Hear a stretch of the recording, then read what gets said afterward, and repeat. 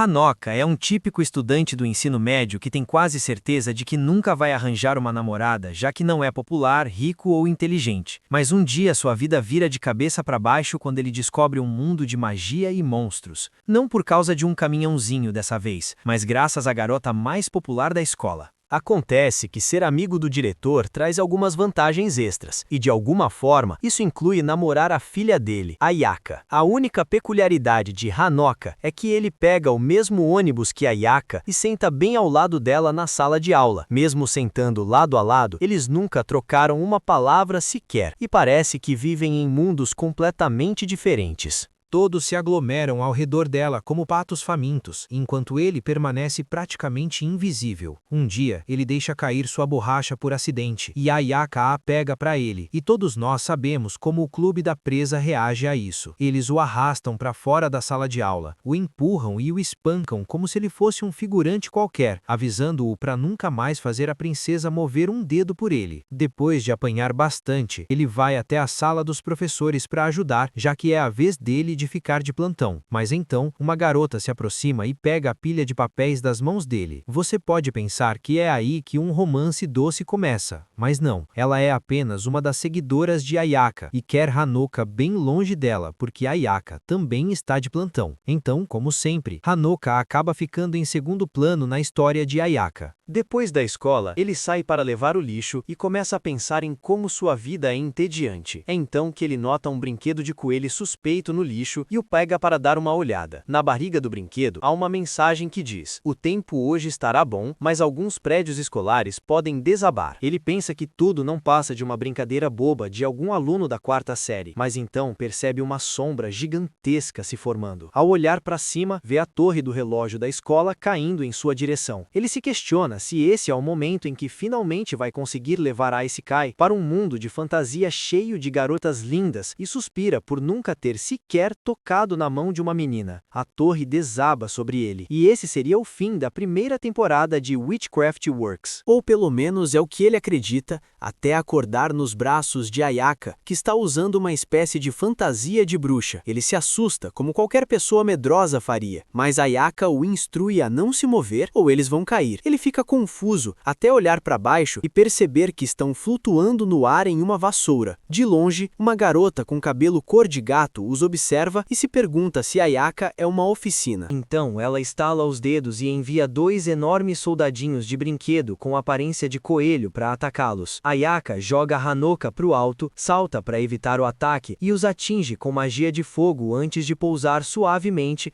e pegar Hanoka nos braços como uma princesa, oferecendo-lhe uma visão do paraíso. Os coelhinhos de brinquedo se levantam e avançam, empunhando espadas.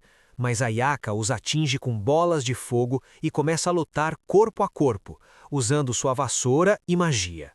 Ela pede para Hanoka ficar perto dela, mas, como o tolo que é, ele faz exatamente o contrário, se virando para ver uma garota ruiva escondida atrás de um prédio, acenando para ele se aproximar e dizendo que é seguro. Ele acha que ela é amiga de Ayaka e corre em sua direção, mas logo é cercado por mais soldados coelho, que o agarram pelos braços e o obrigam a se ajoelhar. Um dos soldados se aproxima com um machado, e todos se preparam para transformá-lo no próximo Nick quase decapitado de um remake de Harry Potter. Ele se pergunta se aquilo é apenas um sonho, mas então Ayaka intervém, incendeia todos os soldados e o salva como a verdadeira protagonista que deveria ser. Hanoka ainda acha que está sonhando e começa a elogiá-la, dizendo que ela fica incrível até nos seus sonhos e que nunca se importaria com ele, muito menos o salvaria, parecendo uma mistura de Sailor Moon e Harry Potter. Ela responde que é seu dever, e mesmo que ele esteja confuso, não precisa se preocupar, pois ela vai protegê-lo. Ele pergunta o porquê, e ela responde que é porque ele é a princesa dela. Será que Hanoka acabou de ser chamado de garota? Ele se pergunta a mesma coisa e começa a duvidar se ainda é realmente um garoto. Mas Ayaka o lembra de que este anime não se passa em 2023 e que, por enquanto, ainda existem apenas 2 gêneros. Ela diz para ele deixá-la resolver as coisas, mas Hanoka percebe que o cabelo dela está levemente queimado e se preocupa, achando que pode ter sido ele quem causou isso. Ele pergunta por que ela se sacrificou por ele e se culpa por ser tão idiota por ter caído no truque, mesmo depois de ela ter lhe avisado para ficar por perto. Ele diz que o cabelo queimado dela é culpa dele e, de certa forma, um presente divino, mas logo para ao perceber que está agindo como um completo idiota. Depois de anos sendo alvo das piadas dos fãs dela, ele agora se tornou um deles, sem nem perceber. Enquanto sente vergonha, ele vê um dos soldadinhos de brinquedo se levantando para atacá-la pelas costas. Lembrando-se do que Sasuke fez no arco da ponte em Naruto, ele se joga na frente dela e recebe o golpe no lugar dela. Ele pensa que vai ficar legal dizendo que seu corpo se moveu sozinho, mas desmaia antes de conseguir falar qualquer coisa. Ayaka se ajoelha ao lado dele e o abraça com carinho. E sim, há uma razão para eu ter dito abraço carinhoso, e não apenas abraço. Ver Hanoka machucado deixa Ayaka furiosa.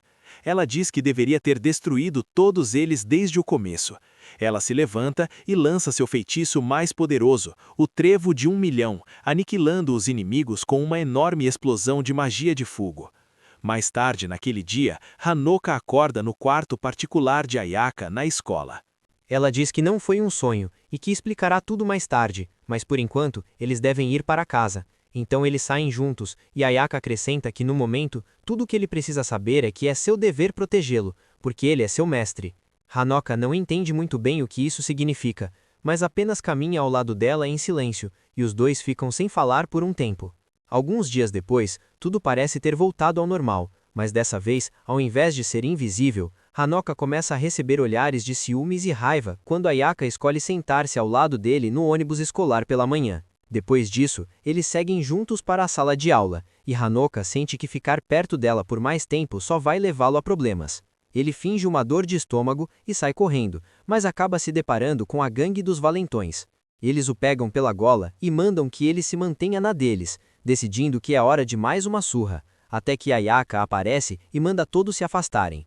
Ela amarra a gravata dele em um laço e avisa a todos que vai queimar quem tentar colocar um dedo nele de novo. Mais tarde naquele dia, durante o almoço, Ayaka se senta com Hanoka e um grupo de garotas do seu fã-clube. Ela o alimenta com as próprias mãos e diz que preparou o almoço sozinha. Hanoka fica grato pelo gesto, mas se sente desconfortável cercado por 20 garotas que claramente não querem que ele esteja ali. Achando que está atrapalhando o momento, ele se levanta, diz que vai comer em outro lugar e sai correndo. Ao ver isso, Ayaka fica irritada e, num impulso, incendeia o almoço de todas as garotas enquanto fixa o olhar no chão. Enquanto isso, Hanoka se sente culpado por ter sido tão rude e caminha pelo pátio, perto do local onde o prédio havia desabado sobre ele. Ele percebe que tudo parece normal novamente, como se nada tivesse acontecido. Então ele se vira e vê a garota de cabelo vermelho gato parada ao seu lado.